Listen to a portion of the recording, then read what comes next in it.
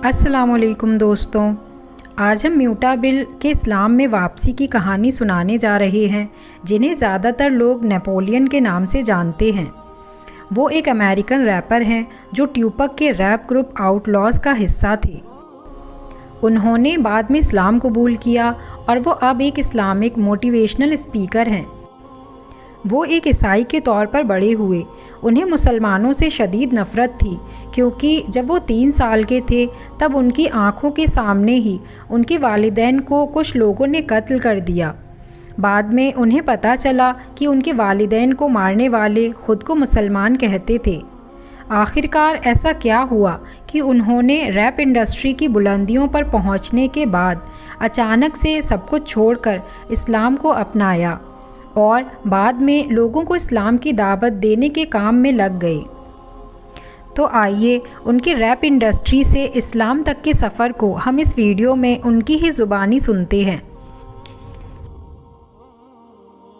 बिस्मिल्लाह वस्सलातु वस्सलाम अला रसूलुल्लाह मुहम्मद सल्लल्लाहु अलैहि वसल्लम। Assalamu alaikum wa rahmatullahi wa barakatuh. I just want to give salams and welcome the new Muslims out in Dubai. My name is Muta Bill, formerly known as Napoleon. अस्सलामु अलैकुम व रहमतुल्लाहि व बरकातुहू। मैं नए मुसलमानों को अपना सलाम पेश करना चाहता हूँ और उनको इस्लाम में दाखिल होने पर खुश आमदीद करना चाहता हूँ। मैं दुबई में हूँ और मेरा नाम मूटा बिल है। मैं पहले नेपोलियन के नाम से जाना जाता था।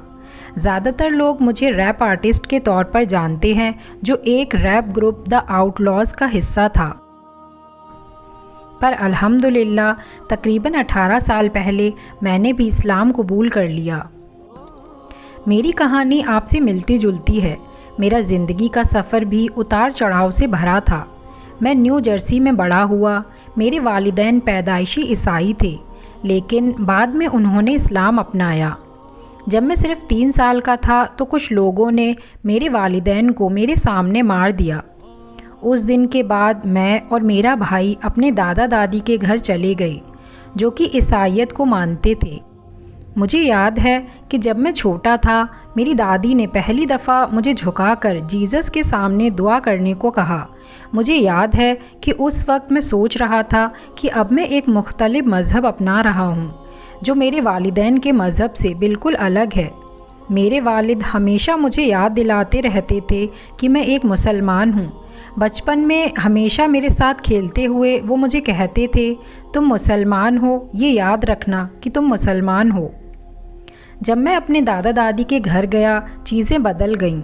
मेरा इस्लाम से राब्ता टूट गया, जो कि पहले मेरे वालिदैन के ज़रिए से था। इसलिए मैं एक ईसाई के तौर पर बड़ा हुआ।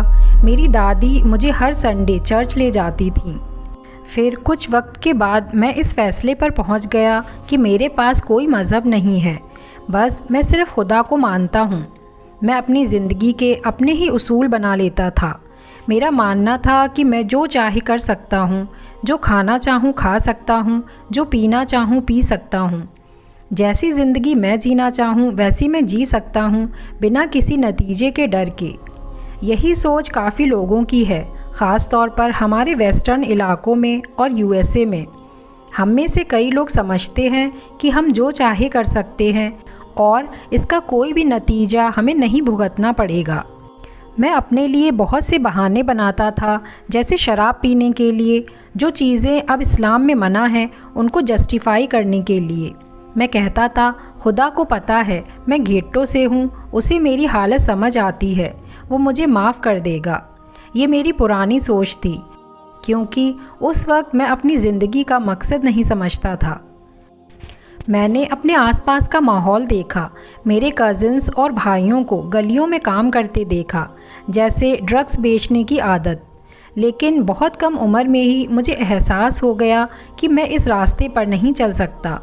इसलिए मैंने कुछ अलग करने का सोचा, तो मैं रैप लिखने लगा, या जो आप कह सकते हैं पोइट्री। मैं अपने कमरे में जाकर रैप लिखता और फिर अपने इलाके में आता और उन लोगों को सुनाता था जो लोकल ड्रग डीलर्स और गैंगस्टर्स थे। मुझे याद है कि वो मुझे पैसे देते थे। वो कहते थे, अगर तुम रैप सुनाओगे तो मैं तुम्हें $1 दूंगा। तो मैं समझ गया कि शायद रैप म्यूज़िक मेरा करियर बन सकता है। तो आखिरकार मुझे अपने बचपन के दोस्त गद्दाफ़ी से दोबारा मिलने का मौका मिला, जो कि ट्यूपक शकूर के आधे भाई थे। उनकी वालिदा ने मुझे बताया कि ट्यूपक शकूर न्यूयॉर्क सिटी वापस आ रहा है और अगर आप म्यूज़िक इंडस्ट्री में शामिल होना चाहते हो तो ये आपका मौका है।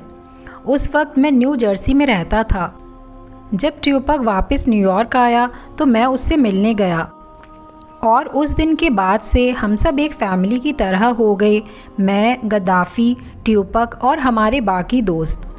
तो आखिरकार ट्यूपक ने एक ग्रुप रैप बनाया जिसका नाम उसने यंग ठग्स रखा। फिर हम ड्रामा सिटाडेल गए और आखिरकार हमने अपना नाम आउटलॉज रखा। पहला रिकॉर्ड जो मैंने ट्यूपक के साथ किया वो एल्बम था मी अगेंस्ट द वर्ल्ड, जिसकी 5 मिलियन कॉपीज़ बेची। अगला एल्बम था ऑल आइज़ ऑन मी, जो 20 मिलियन कॉपीज़ बेच गया। मैंने 40 मिलियन रिकॉर्ड सेल्स के ऊपर का रिकॉर्ड अचीव किया। मुझे याद है जब मैंने म्यूज़िक इंडस्ट्री में शामिल होना शुरू किया तो मुझे लगा था कि ये लाइफस्टाइल मुझे वो खुशी देगा जो मैं पहले रैप आर्टिस्ट को टीवी पर देखकर सोचता था। लेकिन जब मैं म्यूज़िक इंडस्ट्री में शामिल हो गया तो मैंने समझा कि ये सब एक धोखा था। ये जो चीज़ें दिखाई जाती थीं वो सब सच में नहीं थीं। ज़्यादातर लोगों के पास वो घर, वो कार नहीं थे जो उन्होंने वीडियोज़ में दिखाए थे। लेकिन मैं म्यूज़िक इंडस्ट्री में अपना करियर कंटिन्यू करता रहा। आखिरकार मैं न्यू जर्सी से लॉस एंजलिस चला गया। ट्यूपक ने डेथ रो रिकॉर्ड्स के साथ कॉन्ट्रैक्ट साइन किया और वो रैप इंडस्ट्री का सबसे बड़ा स्टार बन गया। 13 सितंबर 1996 को ट्यूपक लास वेगास आया और वहाँ उसकी एक लड़ाई हो गई और फिर कुछ घंटों बाद उन्हीं लोगों ने उसकी कार, उसकी पेन ड्राइव सब लूट लिया और उस पर गोलियां चलाईं। उसको 13 गोलियां लगीं। 6 दिन बाद ट्यूपक हॉस्पिटल में वफ़ात पा गया।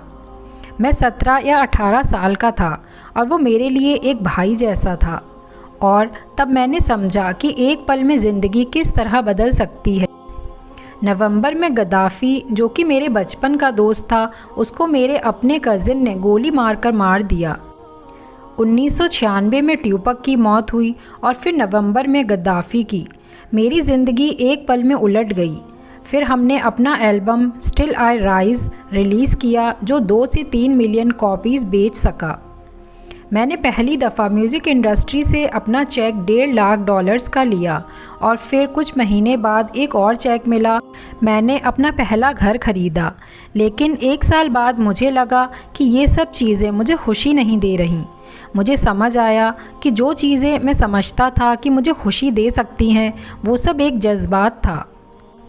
मैंने अपनी ज़िंदगी में सब कुछ पा लिया था लेकिन फिर भी खुशी नहीं थी। एक दिन नशे की हालत में मैं रिकॉर्डिंग स्टूडियो में था और मेरी अपने छोटे भाई के साथ लड़ाई हुई। जब मैं अपने भाई से लड़ा मैं उस पर पूरी तरह हावी हो गया और मुझे अफसोस है कि मैं अपने भाई को मार भी सकता था। उसे हॉस्पिटल जाना पड़ा और उसके सर पर स्टिचेस लगवाने पड़े। उस दिन अल्लाह की रज़ा से वहाँ एक अमेरिकन मुसलमान भी मौजूद था जो एक म्यूज़िशियन भी था। जब उसने मेरी और मेरे भाई की लड़ाई देखी उसने हमें अलग किया और मुझसे मेरा नाम पूछा। मैंने कहा मेरा नाम मूटा है। उसने कहा यह एक अरेबिक नाम लगता है, ये नाम तुम्हें कैसे मिला? मैंने कहा क्योंकि मेरे वालिदैन मुसलमान थे। उसने कहा तो क्या तुम मुसलमान हो? और मैंने बेचैनी से कहा हाँ मैं मुसलमान हूँ। फिर वो मुझसे इस्लाम के बारे में पूछने लगा और मैंने कहा सच कहूँ तो मुझे इस्लाम के बारे में कुछ भी नहीं पता। सच कहूँ तो मुझे इस्लाम के बारे में उस वक्त कुछ भी नहीं पता था। और आपको पता है जो बात क्रेज़ी थी, एक आर्टिस्ट था जिसे ज़्यादा लोग जानते होंगे। वो इंग्लैंड से था, उसका नाम सील था। वो एक ऐसा आर्टिस्ट था जो पॉप म्यूज़िक करता था। एक दिन मकाओ मेरे पास आया और मैंने मकाओ को कहा कि मुझे सील के साथ एक गाना करना है। सील उस वक्त किसी के साथ म्यूज़िक नहीं करता था, लेकिन मकाओ ने यह काम कर दिखाया। तो मैंने अपने ग्रुप द आउटलॉज के साथ सील के साथ एक रिकॉर्ड बनाया और जब उसको पैसे देने का वक्त आया मकाओ ने मुझे फ़ोन किया और कहा कि मुझे तुम्हें बिल भेजना है। मैंने कहा कितना पैसा होगा? उसने कहा, मुझे पैसे नहीं चाहिए, मैं चाहता हूँ कि तुम मस्जिद में मुझसे मिलने आओ। मैंने कहा, रुक जाओ, ये बहुत अजीब बात है। तुम्हें पैसा नहीं चाहिए, तुम चाहते हो कि मैं मस्जिद आऊँ? उसने कहा, हाँ, बस यही चाहता हूँ। तो मैंने कहा, ठीक है, कोई मसला नहीं। फिर वो मुझे बार बार फ़ोन करता रहा। आखिरकार मैंने उसकी दावत कबूल की। यहाँ मैं आपको एक बात बताता चलूँ, जो लोग मेरे वालिदैन को मारकर चले गए जब मैं सिर्फ़ 3 साल का था, वो अपने आप को मुसलमान कहते थे। तो पूरी ज़िंदगी में मैंने मुसलमानों के बारे में हमेशा नेगेटिव सोचा, शायद अपनी जाहिलियत की वजह से। मैं नहीं चाहता था कि मैं मुसलमान के आसपास भी रहूं। मुझे उन पे ज़्यादा भरोसा नहीं था। अब ये आदमी मुझे मस्जिद बुलाता है, लेकिन मेरे पास कोई और तरीका नहीं था, क्योंकि मुझे उसके पैसे लौटाने थे। मुझे अच्छे से याद है, मैंने उस वक्त अपने दोस्तों को फ़ोन किया और एक लोडेड गन अपने साथ ली और अपने दोस्तों के साथ हम मस्जिद की तरफ निकल पड़े। हम तकरीबन 20 लोग थे। जब मैं मस्जिद के अंदर गया तो मुझे बहुत हैरत हुई। मैंने मस्जिद में ऐसी चीज़ें देखी जो मैंने एंटरटेनमेंट इंडस्ट्री में नहीं देखी थी और ना ही अपनी ईसाई कम्युनिटी में। मैंने वहाँ भाईचारे का एहसास किया जो मुझे लगा था कि हो ही नहीं सकता।